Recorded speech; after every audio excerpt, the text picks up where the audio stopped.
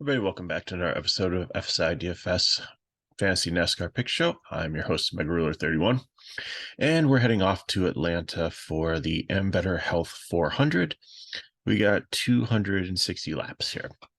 So it's been cold this week in Atlanta. Truck and Xfinity were rained out.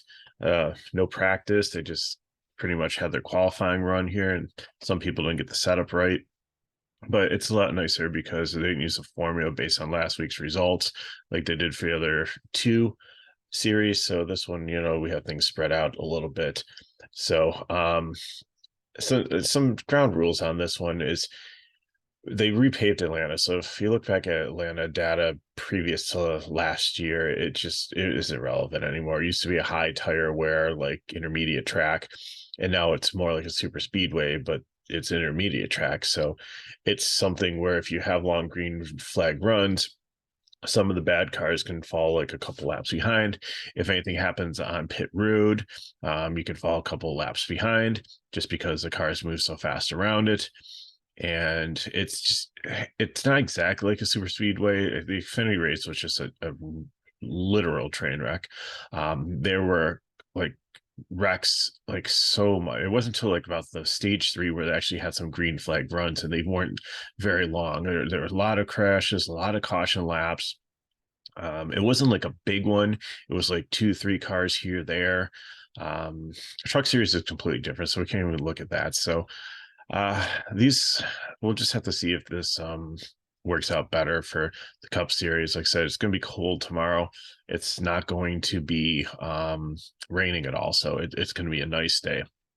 So for overall strategy, we have to treat it like a plate race, but I don't think we want to get guys from completely in the back, because there is a little bit of upside that you have with some lap leaders, but it's not like you're going to have like a ton of dominating points or fast laps. Usually you get spread out. So I think, I've got a better handle after watching the Truck and Xfinity race. I think I'm playing a lot lighter because a lot of good plays just got like wrecked, just doing absolutely nothing. And just some of the things that they've done this year with extending the starting restart zone and the cars getting bunched up and just accordioning in the back. You see some people like in the tens and high teens be collateral damage from that. And the other thing too is that on pit road, they moved the line where they have to be down to the 50 miles per hour, 40 miles per hour, whatever the pit road speed limit is, by turn 3, which is almost a turn earlier than last year. And the drivers asked for this. I think it was Chastain I was listening to on the radio during the Xfinity race said that the drivers asked for this. He's like, there's just too much wrecking already on the track, and they do enough wrecking on their own, and they didn't want additional chaos happening on pit road. So it's going to be a pain, and we anticipate that there potentially will be more penalties for that. So as we go through the breakdown, I will look at who was the most penalized this year so far and last year, and how you kind of make your decision on that. So I just kind of want to look at the last year's and we could use the Talladega, we could use Daytona, but like after I did all that research for Xfinity, I feel it and for truck, I feel it really didn't matter. So let's just look at specifically at this Atlanta track, the 2 races last year, and then we'll go through the breakdown of the drivers for this year and why my thoughts are my thoughts. As you can see on the screen, you're probably already not even listening to me and looking over them, but you need to hear them in context to kind of understand where I'm going with that. So let's look at the spring race last year. Won by William Byron, Chastain second, Kyle Busch third, Suarez fourth, Corey LaJoie fifth. Laps led, Byron kind of dominated here, 111 laps. Chastain had 42 laps. Elliott had 29 laps. And then you had Stunthouse at 22 laps, but he had like a tire problem or something. He ran well at some point, but he only finished 31st.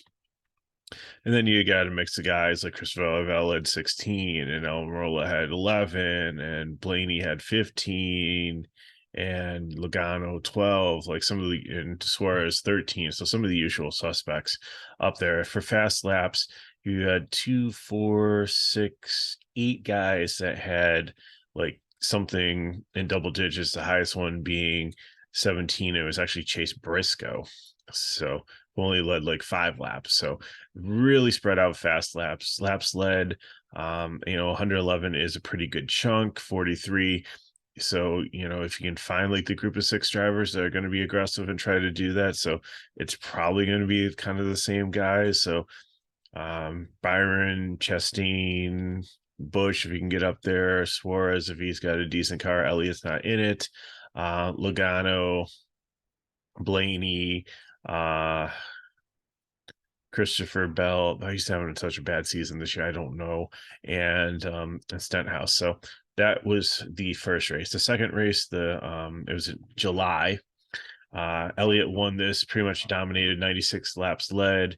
Chastain second again, Austin Cindric third, Eric Jones fourth, Ryan Blaney fifth, Suarez sixth. So Suarez has had some success here in the 2 races. But Byron did really well, also leading 41, but he had a wreck or something, he ended up finishing 30th. Tyler Reddick, same thing, led 13 laps, ended up finishing 29th. So fast laps again we're even more spread out. There's only 4 people with double digits, and the highest being 12, and that being Eric Jones and Eric Almirola and Bubba Wallace and Kurt Busch. So, and these guys didn't even lead laps, so it just kind of really like spread out, kind of random. So I think you can want to look maybe for somebody in the front that might be able to go out there and lead some laps, or who you think the most dominant car is going to be, but I don't think it's going to be a necessity. I think place differential is what you need, and I don't think it's a stack the back race either. So that being said, let me just pull up for myself the pit row data. I don't think your screen changed, but mine did. So races so far this year: Daytona, Stenhouse, Chastain, Jimmy Johnson, who's not at, BJ McLeod, AJ Allmendinger, Kyle Busch all had speeding penalties. Auto Club, Daniel Suarez did, and Kyle Busch did. So that's 2 for 2 for Kyle Busch. In Las Vegas, Noah Gragson had one, and then he came back in for a pass through and sped on that one. Also, Michael McDowell. Phoenix, Daniel Suarez had one. Then he had a pass through one, so that's at least 3 penalties this year for Suarez. Ty Gibbs, Austin Cindric, Kyle Busch again. So Kyle Busch in 3 out of 4 races speeding on pit road. Michael McDowell, that's the second one for him. Eric Jones and AJ Allmendinger, that's 2 for him this year. So it looks like Kyle Busch, 3 out of 4 races, Daniel Suarez and Michael McDowell and AJ Allmendinger, 2 of them. So last year, BJ McLeod led with 11 speeding penalties. Corey LaJoie had 8. Ricky Stenhouse had 7. Martin Truex had 6. Daniel Suarez had 5. Joey Logano had 0. So just a little bit of context there for like speeding on pit road, which could be coming into play. So Logano has the pole here, and the Fords just absolutely dominated when it came to the setup here and got it right. And maybe it's like the weather conditions, track conditions, cool conditions, the Fords run better in it. We'll see. Austin Hill had a Chevy, and he won the race for Xfinity. So I don't think we really saw anything. I think the Chevys definitely will have some speed. The Toyotas, I'm still don't know about this year. And then the Chevys, I don't think, if you follow the news and stuff, Hendricks took a huge penalty for the louvers. It's the little things that they have in the grills for like air.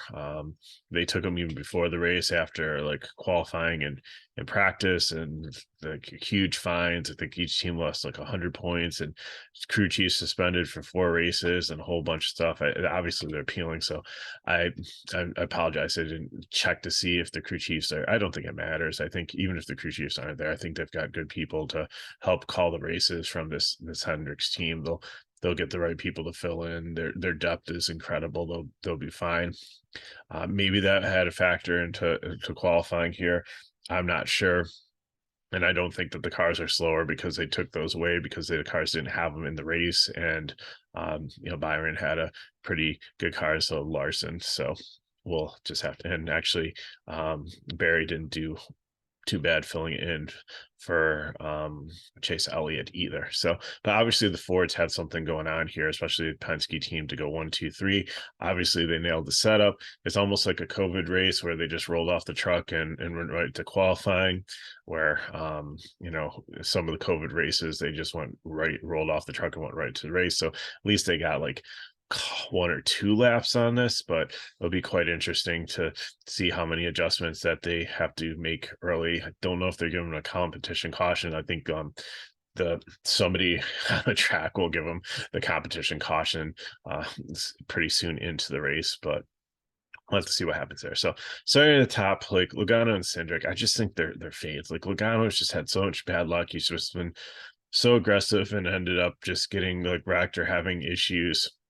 I thought he was a great play last week and just didn't work out.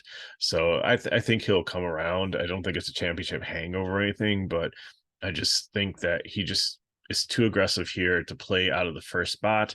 On FanDuel, maybe I'd take a chance for him here because you're looking for like finishing position. If he leads early, that's fine. Cindric, I just don't think he's like strong enough to get past him. And Blaney, I don't fade him here because I think out of the 3 of them, I like Blaney the best in this track with the style that he runs. So I'm going to keep him there. Brad Keselowski, I have to say, I'm not hating on Brad as a person, but just as a style of driving, he just last year he seemed slow, he seemed lost, it seemed like, maybe he had lost a step and was like in a decline, on the wrong side of his career going downhill.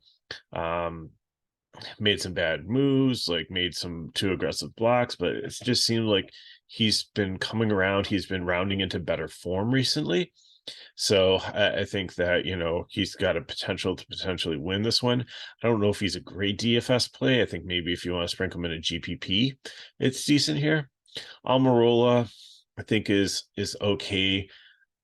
Like he could win this one as dark horse too, but I just kind of really struggle with his just looking at the overall metrics with them. Like he was 2, 4, 6, finished 8th here in the summer race, and yeah, he was way down in 22nd for the spring one. So nothing like really pops out here. So GPP if you want to play him. If not, that's fine.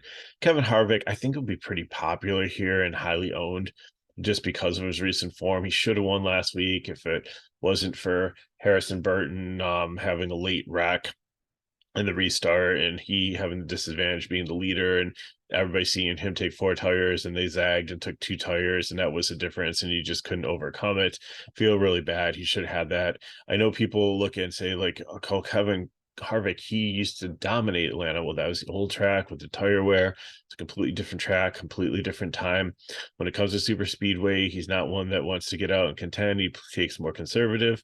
So race of attrition, he might win, but the actual race, I'm not sure that he'll be strong, have a strong enough car to get up there. Even though he has a Ford and it looked decent in qualifying. Busher, same thing. I think he's an okay play in a GPP if like maybe like 5% or less if you're doing 150 max, but just nothing really pops here. He's like kind of middle of the road, like 16th in the summer one last year and a little bit better in the spring one. He finished 7th. So but again, like 0 laps led, nothing too spectacular. Kyle Larson, I think people will kind of be off him at the price tag. He's hasn't really done well at these tracks. I think he had tire issues in each one. This was like started the love-hate relationship with the tires. He did better in the August when he finished August, July when he finished 13th, but he was 30th. And again, I think he blew a tire and had a pretty rough day, got down a couple laps and just couldn't get it back in the spring race here. So I'm off of Larson. Christopher Bell, same thing. He just he looked good last year here, but he just hasn't had the form this year yet. So and the Toyotas just haven't put it together either. So not interested in him. William Byron, I think, is interesting here. Maybe just because he did do well in the first race here and probably and led some wraps in the other one. So if you want to play him in cash, it's fine. I just think he's a little too far forward for me to feel comfortable in cash. Definitely you'll probably play him in a GPP lineup. Really like this play. Michael McDowell, same thing. You really can't count him out when it comes to, like, they're not plate tracks anymore. They're like drafting tracks, like I guess they're calling them. So, he's good at Talladega. He's been good at Daytona, has a win at Daytona. So can you stay in the top 15? 5,700 is not a bad price, but usually with these races, you say like salary doesn't matter, but I think it might matter a little bit more in this one. So if you need a decent value play, low ownership, just because of his starting position, I think he's got the driving style to be successful here, but I don't know if that's going to translate. 24th last spring and 15th. So, about might finish, like I said, top 15, I think, but like not top 10. So Denny Hamlin's first cash play here, and he's been really good at super speedway tracks, especially Daytona. If he's one that wants to get out front and try to lead, he had some issues here too. Finished 29th in the spring race, and he finished 25th. So really not great showing here. I still think he'll have high ownership because I think people, and I think that he's somebody that you can play in cash. But and I think looking at like what I anticipate some of the chalk cash lineups be, I think that he'll be part of it. It just makes sense the way that the pricing is that people would land on him. But I actually like going down to the next guy, Alex Bowman. Again, vanilla warrior. He just kind of goes out there, does his job. I think he definitely his top 10 upside, potentially top 5. He has a really good DNF rate in drafting tracks, and he's not super aggressive, but he does kind of stay up with the upper third instead of like kind of falling back and watching things happen. He's good at usually avoiding wrecks. 10th place finish here with 11 fast laps, didn't lead any in the spring one, and he finished I think he was involved in a wreck also because he was up in second position at one point, but he finished 32nd here, and he like 132 laps within like the top 15. So, and 87 quality passes. So it looked like he definitely had a decent day there. So really like Alex Bowman. I think he's what I'm going to put in my cash line to kind of differentiate off of like this one chalk build that I think that a lot of people are going to land on. Tyler Reddick, this seems like the upper groove seemed like the one that they really preferred, had a little bit more grip here in the Xfinity and the truck race. So Reddick loves to ride up against the wall. He's just struggled here the last 2 races. 29th, and I think he finished in the 20s in the other one, and he's kind of struggled to get off with this new team this year. So again, until I see some consistency and him rounding into form, it's a GPP. I can't play him in cash. Kyle Busch, 17. This is a decent price for him here, and definitely has some upside. He's an aggressive guy. Could see him go up there. The only thing that kind of scares me from playing him in cash, so I don't know if he's going to be in my main cash line, but he'll definitely be the first guy on my GPP, is the whole pit word speeding thing, because it could have put in a couple laps. He's good enough to figure out how to like probably make up those laps, but I just really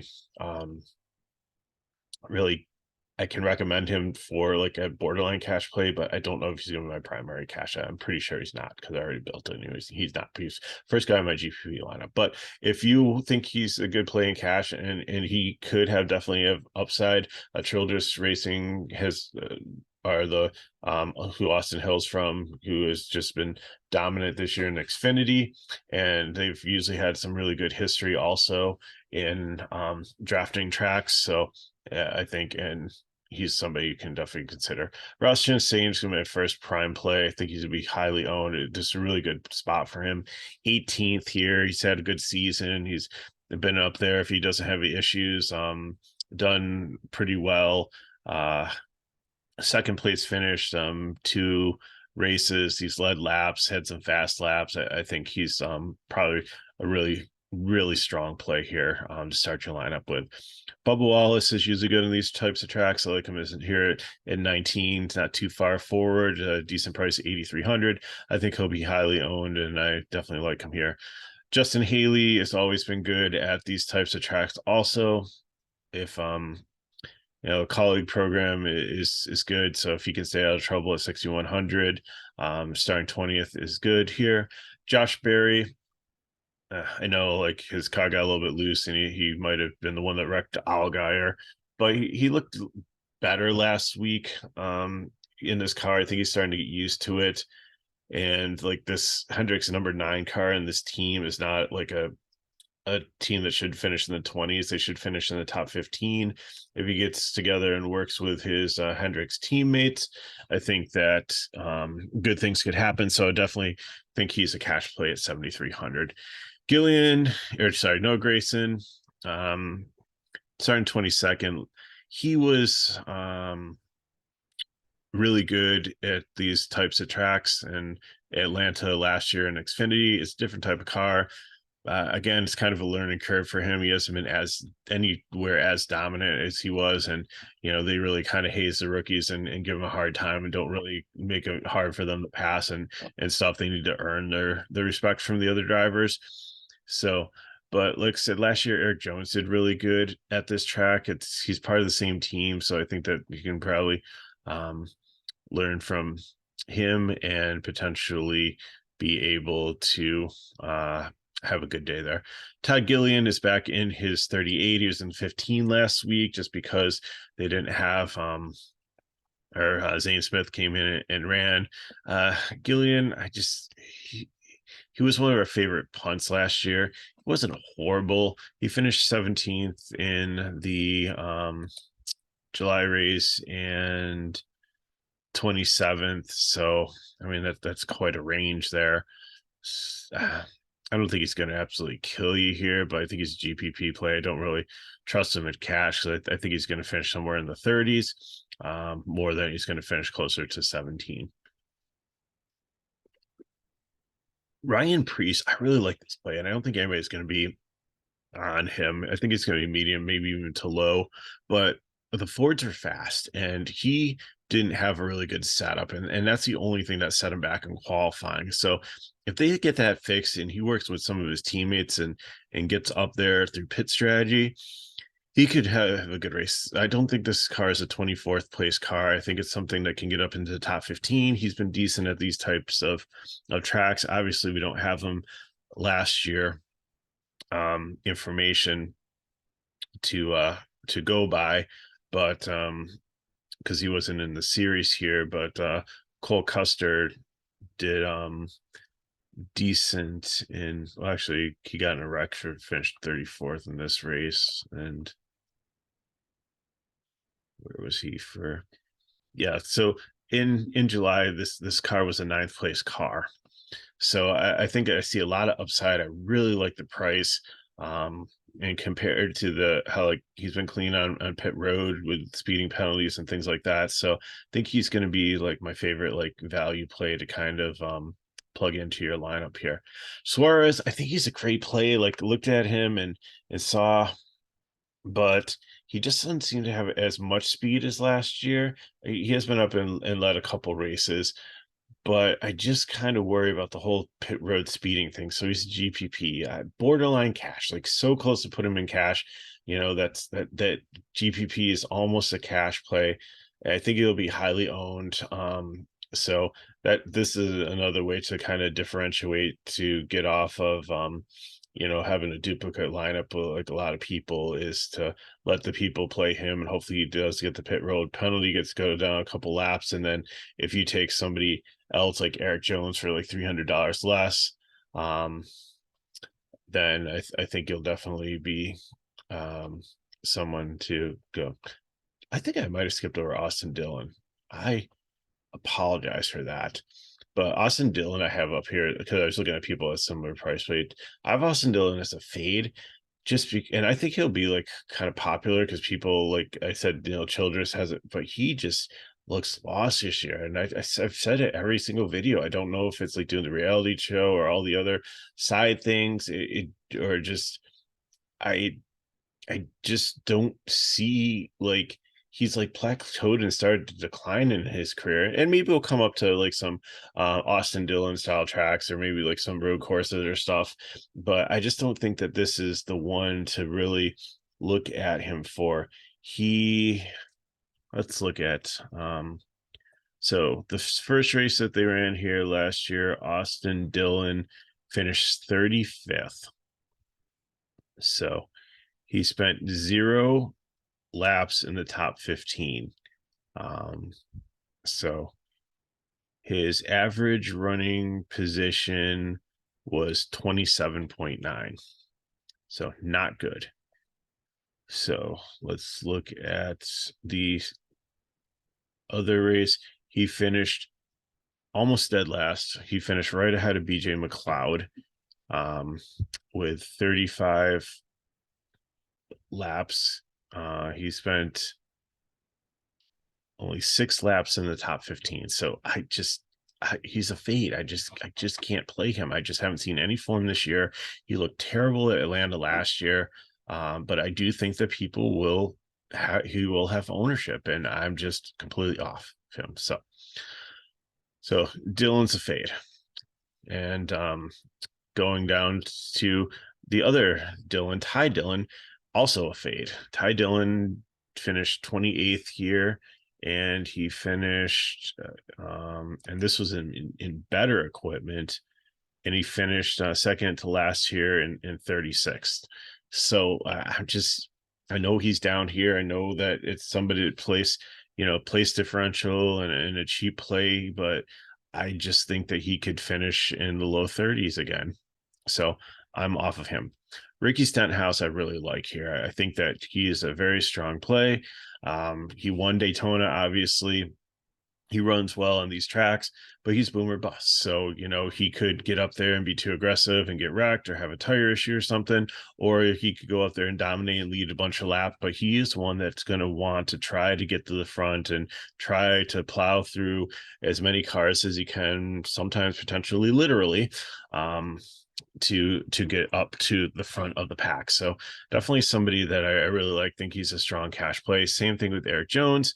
Had some really good numbers and in both races, finished 14th in the first race, but he was up there and finished 4th, and actually like led 10 laps, 157 laps in the top 15, more like 60% of the time, which is pretty good for him with that. So really like Eric Jones.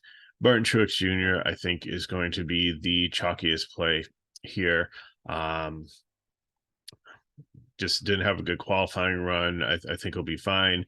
He's run usually well in most drafting style ones. His Atlanta numbers aren't great, but I think that last year they're trying to get used to the car, and I think that they're starting to make some strides this year. And he's definitely not a 29th place car. Even if he gets like 10 place differential points here, like he's not at a price tag. He's not 10K. He's only 89, so he doesn't need to do a bunch. But if he gets 10, 15 place differential points, you're golden. You're all set there. He doesn't need to get up and try to win the race, lead the race, top 5, anything like that. Give me 10 to 15 place differential points, which I think he can definitely get, like falling out of bed in the morning. and we're all set. AJ Allmendinger, I think he'll be very chalky here also. I have him as just as a cash play. I'm fine with that. I'm not going to put him as a prime play. He's back here, better than some of the cars around him, chance to either hold his position or move up. In Xfinity, he was decent, but he did have some pit road penalties, and he hasn't been as good in drafting tracks in the Cup car as he has been in Xfinity. But I like this colleague program, and I think that he'll have a successful day. Corey LaJoie has looked amazing at drafting tracks. So, he was pretty good in the first race. Wasn't he up in like the top 5, I think? Yeah. So he finished 5th. And then the July race wasn't as good. He finished 21st. But let's see if that doesn't tell the whole story. 149 laps in the top 15, 57%. He led 19 laps. So definitely, somebody that wants to get up there and lead. I think, he'll be medium popular because I think people gravitate towards like some of the other plays, but I think in the starting position, like this is absolutely perfect. He's not starting in the teens or anything. He didn't qualify well, but he does have the potential for upside. Cody Ware, this is a GPP. I think if you just look at the block here, Cody Ware, JJ Yaley, and BJ McLeod are all like the same play. They have potential to be down like 5, 6, 7 laps. I don't think they're going to finish on lead lap. They're going to move ahead by attrition. So, I mean, they have some floor, but their ceiling might be 10 or 15. It's not going to be a lot. I don't think you really need to stack these ones. This is not going to be like have a big one like Daytona or Talladega. We haven't seen in the last couple of races here at all through any of the series. That leads me to believe that these guys can get up into the top 15 or so and be like a complete smash play in the ultimate lineup. I just don't see it. So I have marked as GPP. Harrison Burton, I think he's going to be super high owned from where his starting position, how cheap he is, and people love playing him. But he and Austin Dillon, I am out on. X Button, I am not playing either one of those two probably the rest of the season. I like Harrison Burton was in Xfinity. He came up too fast here. It's a tragedy because, they should have never kicked out the previous person in this car. I'm just completely going blank here. I know who it is. He drives in the Truck Series now. But anyways, Burton shouldn't have been moved up this fast into this car, and I don't think he'll be in there next year. So but I don't think he'll do well in this race. Look at how he did last year. Watch, he was like in the top 10 or something. Oh, look at that. He did finish 10th in one of the races, but in the July one and 25th. So not abysmal, but I just can't see it working out there. So let other people play him. If he beats me, he beats me. That's what I'm gonna say. But I just can't do it. And Ty Gibbs down here, I think he'll be very chalky. I think he brushed a wall. And when it finished dead last and in qualifying, if BJ McLeod didn't completely spin out. So again, Gibbs is still learning this car, but I think he definitely is not a 35th place car. Joe Gibbs, he should be able to make it up into the top 25 and at least 10 place differential points, maybe 20. So I mean, there's a lot of upside with Gibbs. And let's see, I don't think he was racing here in August because Kurt Busch was still in the car. Yeah, so he wasn't in here yet. So but that's pretty much the breakdown. So I said, like, the strategy is I'm taking these prime plays that are like kind of 3/4 in the back. I'm not playing the guys that are came to me finally. Matt DiBenedetto was the one in the 21st, like finally out thin air. But anyways, yeah, I feel like he shouldn't have been kicked out. I think he should have been allowed to continue on the Wood Brothers, and I think he would eventually have brought them a win. But anyways, going back to the strategy, like I said, I think I'm going to pretty much avoid the top. On FanDuel, it's a completely different thing. You probably want to take um maybe like Ross Chastain as like one guy. Um Maybe Truex and start with those two, but then you want to hammer like these guys higher up that you think you can get up there and lead laps. Like I think of Blaney's a really strong play there. Byron is probably a really strong play there. If you think Logano is not going to crash or have issues, I think he's a decent play there also. So you kind of want to build your lineup more that way. But for DK, for cash games, like I said, lock in Chastain, Priest, Truex. I might go up and throw in Bowen, and then look down here at like some of these guys that are starting 25th on back. So Stenhouse, Jones, Allmendinger, LaJoy, Gibbs. Put those in as my final guys, and then I'm all set with my cash lineup. But again, I think people are going to stretch up. I don't think people are going to play Priest like I am. I think people are going to be like, have like Chastain and then Hamlin and then Truex and then probably Burton and potentially Gibbs. And then I don't know how much money is left. You can do the math, figure it out. Can't give you a full lineup anyways.